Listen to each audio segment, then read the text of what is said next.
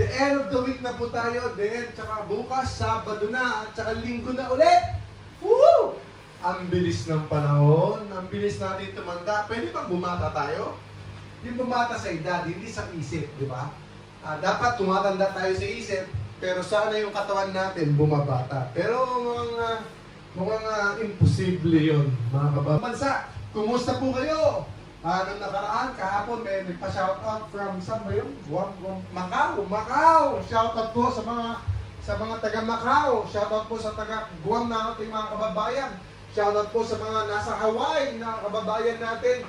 Micronesia, o kaya nasa Hong Kong, nasa Taiwan, nasa Ukraine. Siyempre, nasa Ukraine pa rin. At saka Russia.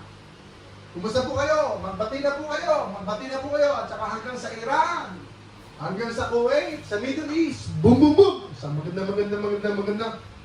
Tanghali po sa inyo lahat, mga kababayan kapag-Pokemon. Narito ba ang inyong mundo lingkod? Just Trading. Tuloy-tuloy lang po tayo, sealed investing, sealed collecting. Ayan po, grabe daw po. Yan nga po siya sabi sa inyo kahapon. Grabe po yung presyo ng GameStop. Akala ko ang grabe sa hospital lang. Yung pala, pati sa Pokemon, grabe pa rin! Woohoo! Mga kaibigan, mga kababayan ka-Pokemon. At pag-uusapan ng natin ngayon ay maliit na topic, no? It's about percentage gain. Ano ba dapat talaga ang bibilin natin? Murang item ba? Mahal na item ba? Ano ba talaga? So, ang pag-uusapan natin is about percentage gain. Ilang percent? 10%, 20%, 30%, 40%. At kung mag-double ba yung presyo ng item niyo, so let's say 100%. Kapag double po yung presyo ng item niyo, 100% gain. Yun po yung 100% gain, mga kaibigan. So I can only imagine what's happening with 30th anniversary. Grabe po yung hype. Talagang yung build-up ng hype, sobrang ganda ng mga cards. Hindi ko masisisi yung mga ka-Pokemon natin. Sobrang ganda talaga.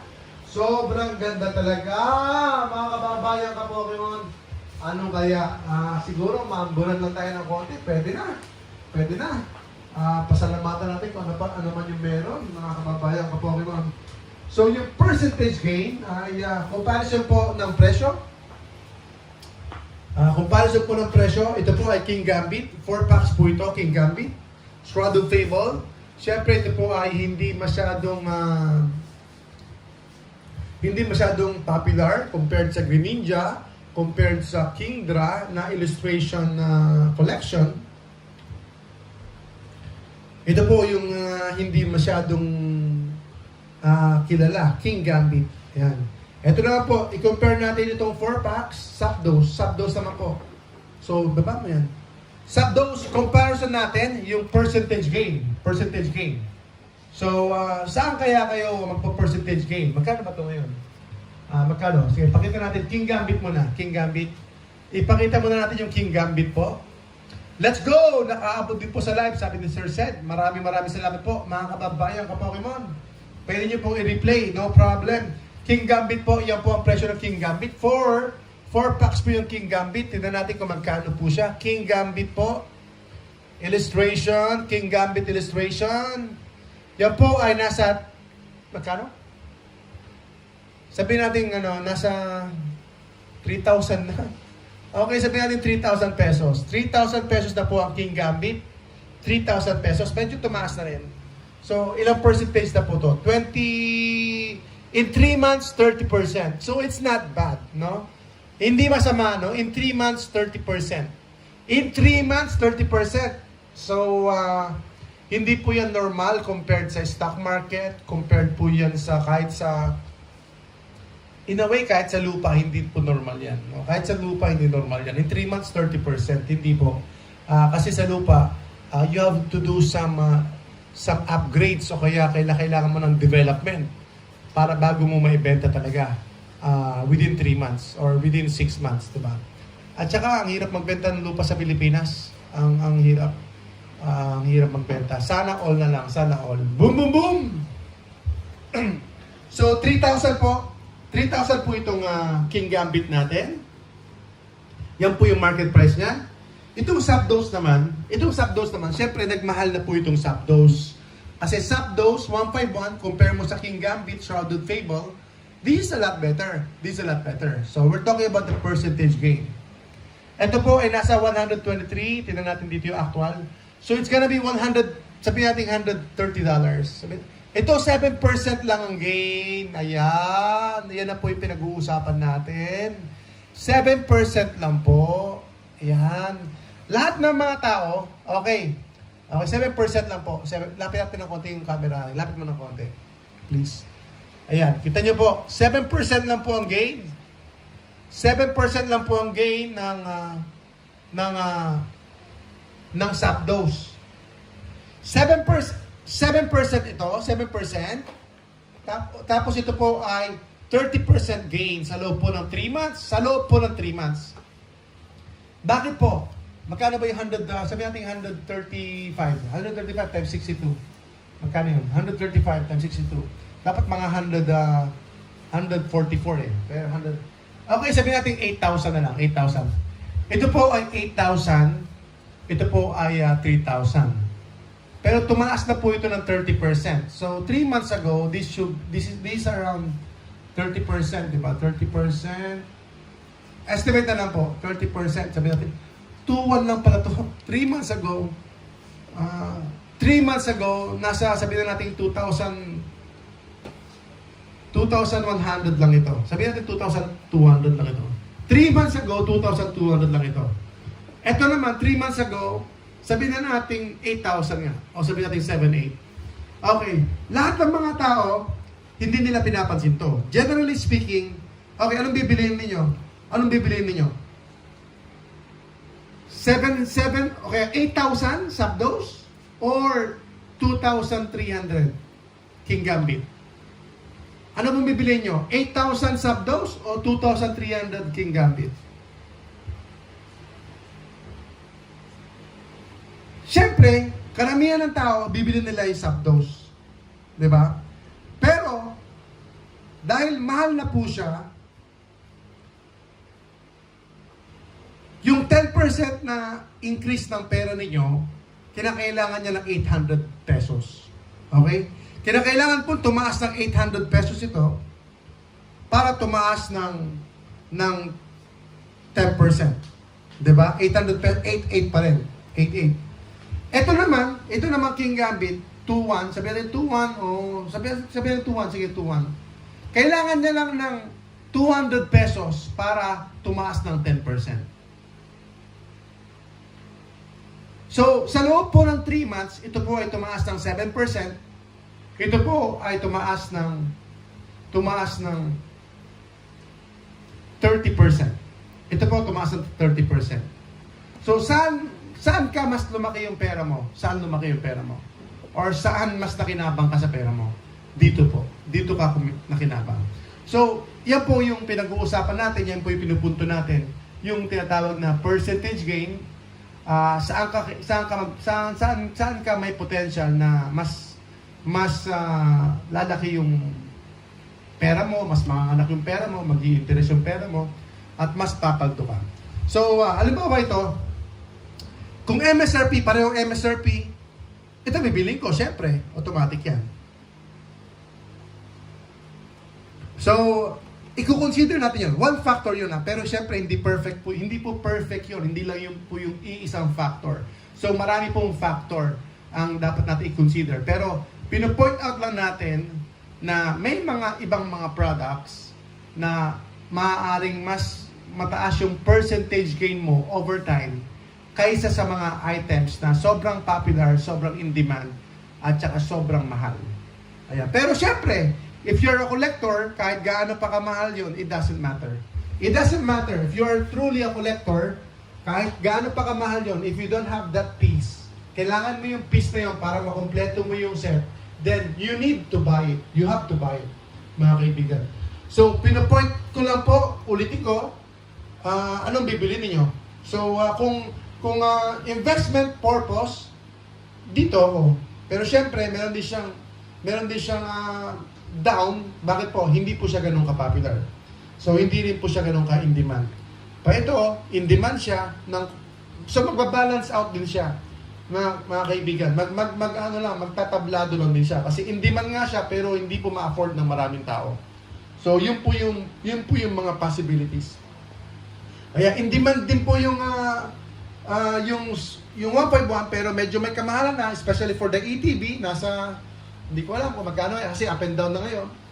Nasa around 40,000 or 50,000 po yata yung 1.1 ETB.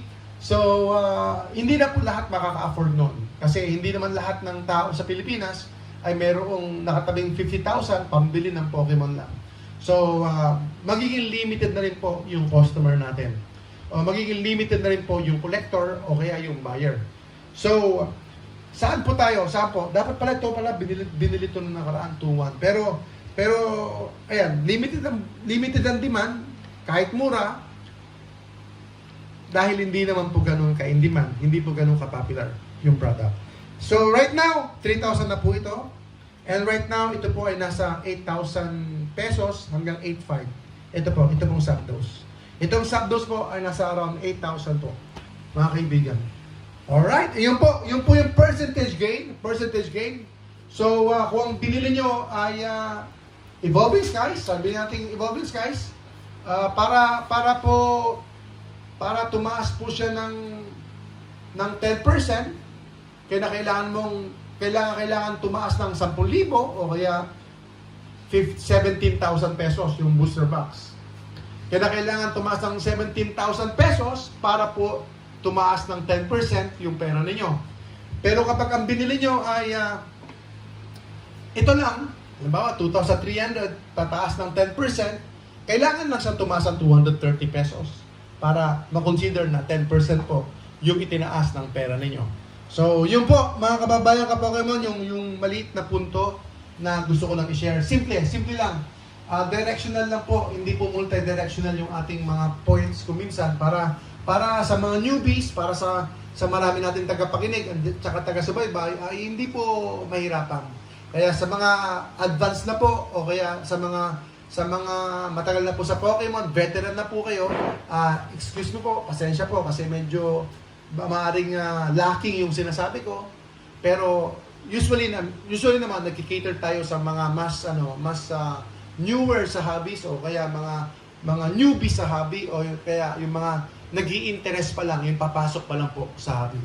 Boom, boom, boom! Sana nakapulot po kayo ng 1, 2, 3 na mga punto dito po sa Jesra Trading. So, di natin pag-uusapan na marami pang mga factors. Isang factor lang po yan, percentage gain. Dapat yung i-consider yan, mga kaibigan. At may mga items ako na hindi ganun ka-popular, but I'm making the percentage gain. I'm making the money out of them na kung saan ay meron pong malaking percentage gain. Although I'm not making a lot, although they're not that popular, mga kaibigan. Okay, let's go! Boom, boom, boom! Ay, kahit na nung trip daw nila, Pokemon pa rin. Yes po.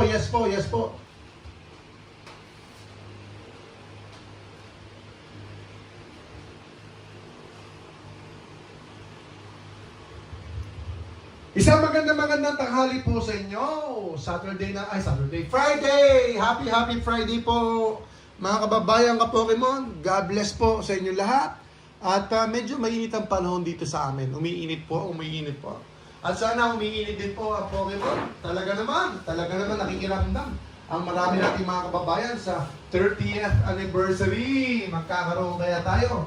Ito po, Gengar, sa mga may gusto, Gengar, 2.5 po tayo. 2.5 po tayo sa Gengar. Ito po, Mega Gengar EX, 2.5 po tayo dito. And then yung Clefable natin, 2,300 po. Sa Clefable po natin, 2,300. At saka yung Charizard natin, Charizard is 4,200 po. I-video mo ito kamay ko. 4,200 po tayo sa Charizard natin. 4,200 po. At meron na po nag-dibs. So, wini-wait natin yung payment. So, hintayin natin mga kaibigan. At saka ito, Brilliant Stars. So, parang ito, Brilliant Stars. Ito parang magandang example. Ito, Brilliant Stars. Binibenta ko lang po ng 39,000. Brilliant Stars. Tapos yung Paradox Reef. Binibenta ko lang po nung nakaraan ng 17. Ewan ko, magkano ngayon? Alam mo, tumaas na po ito eh. So, 17 ko lang po binibenta ito. 17 lang po ito, mga kababayan ka Pokemon, 17 free protector. Ito naman po ay 39,000. So, anong bibili niyo? Ito kinakailangan tumaas ng 4,000 para tumaas ng 10%. Sabi natin 4,000 ito. 4,000 po ito.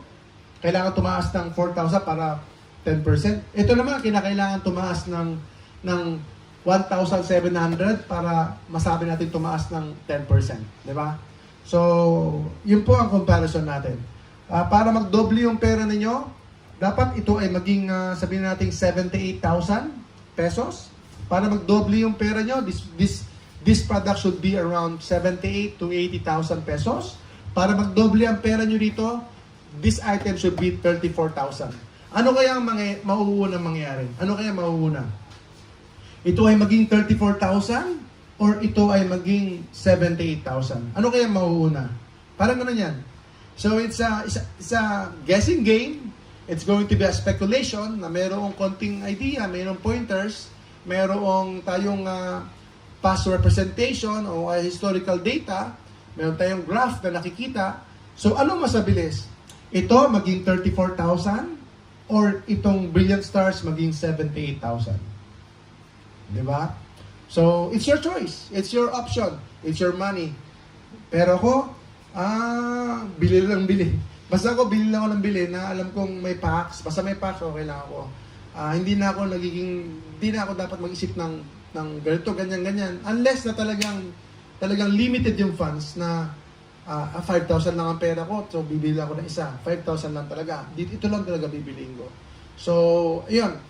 Generally speaking, may focus ako. Ang focus ko ngayon, Ascended Heroes, Prismatic Evolutions, and the rest ay labo-labo na lang. Pero focus ko talaga is Ascended Heroes and then especially right now, Prismatic Evolutions. Yan po, for transparency's sake, para po sa inyong kaalaman po, ang focus ko talaga, ulitin ko, Prismatic Evolutions, pero minsan nabibreak ko yung focus ko, so palalahanan nyo po. Goal natin, nakakalimutan natin minsan. Minsan nakakalimutan natin. Kababayan ka po, kayo. Let's go, let's go, let's go! Salamat po, salamat po, salamat po, salamat po.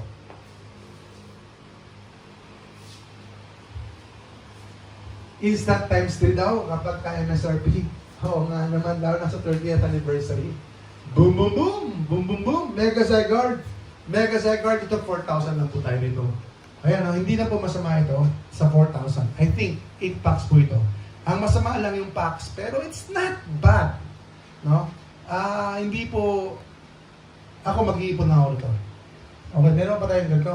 So, I think may potential po ito. Considering na 4,000 lang po. Considering na 4,000 lang po ito.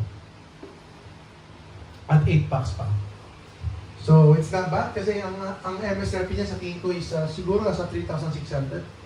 Yung MSRP niya. Okay, mga kaibigan, mga kababayan ka po kayo, please like, share, comment po kayo, comment po. Comment po kayo para naman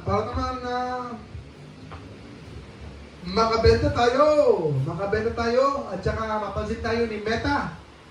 Yung bossing natin, mapansin tayo ni bossing Meta.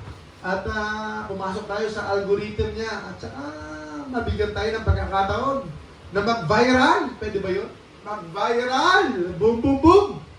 Isang magandang araw po! Mga kababayan ka Pokemon, andito po kayo ngayon sa Chessa Trading Showroom. Tambayan na mga future Pokemon Millionaire!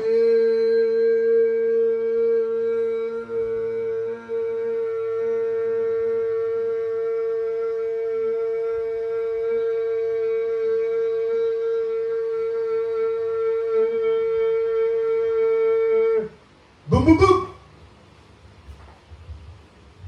Sige, tuloy-tuloy lang tayo ngayon. Pag-day evolve daw. Bili ng SRP. Yan, bili na. Paano kayo makakabili ng MSRP, no? Woo! Ito, available po itong walking weight natin.